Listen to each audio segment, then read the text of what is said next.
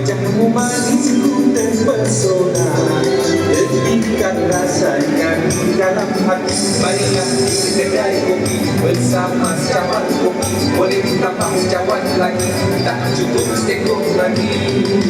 Ramalah orang mudik dahulu sampai benua si beras tadi.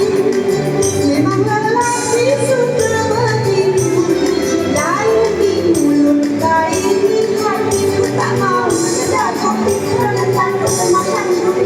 Dengan sebab tangan kopi terang badan terkadang ganti.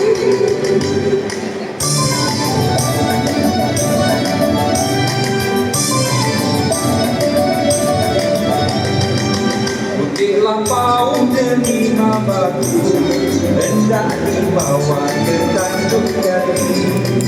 Janganlah adik kata begitu, rela hatimu sehidup semati. Marilah di kedai kopi bersama sekawan kopi. Boleh tambah sekawan lagi, tak cukup seekor lagi. Ramalah orang dari Lakota, hendak berdiri ke lama. Kalaulah sungguh menjadi kata, rela hatimu hidup bersama. Mari kita kedai kopi, minum cawan mari. Sedangkan setambah lagi, tak cukup seekor lagi.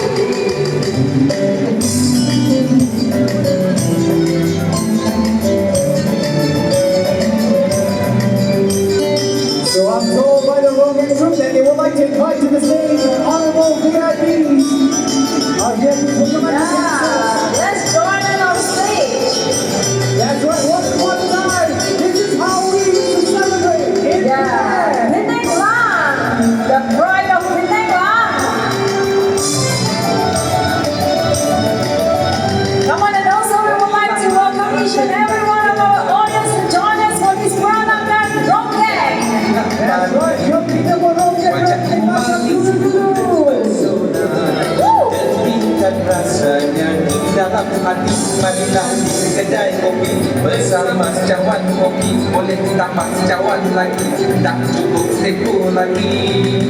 Ramalah orang mudik dahulu. That's right, everyone. Ronggeng was once a part of our culture, and now it's back right here in Penang Lang Community.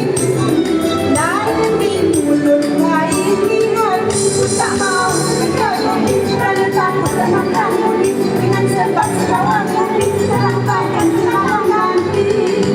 Ramailah orang dari Lakota, hendak pergi ke kota lama.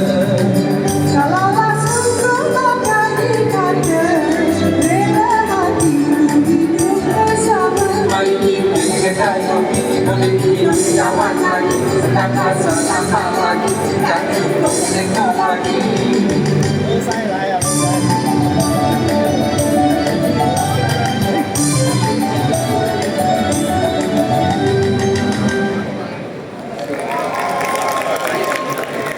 All right, special thanks to all our honorable guests. Wow. Such a good sport, and of course the Ronggeng troop as well. Yeah, thank you for Ronggeng with us. Just out of here.